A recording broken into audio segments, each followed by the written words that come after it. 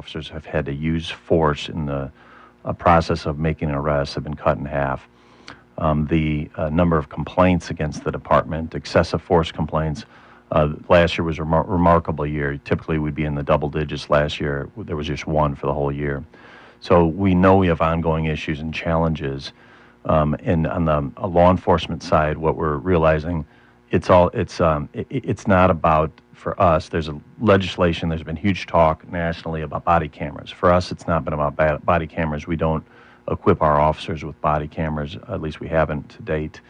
But would you if you had the funding for that? I would use the money elsewhere. Really? Absolutely. You're not a proponent of body cameras? It's not that I'm not a proponent of them, but when you have limited resources, I want to put them where they're going to be most effective. What you can see in many cases is body cameras, or cameras in general, are all over capturing really bad police work. So I'd rather prevent bad police work from happening by putting the money in training. So the money has to go into training and management and hiring the right police officers. That's where we put it, and we've been very effective.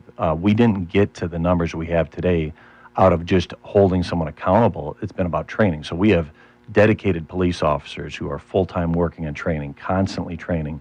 I feel sorry for the officers who work for departments that haven't invested in training, because when a stressful, tough situation comes up, that doesn't happen all the time, you have to rely on your training to be able to get you through it. Our officers now, I would compete against any department in the country with the level of training we do to support our officers.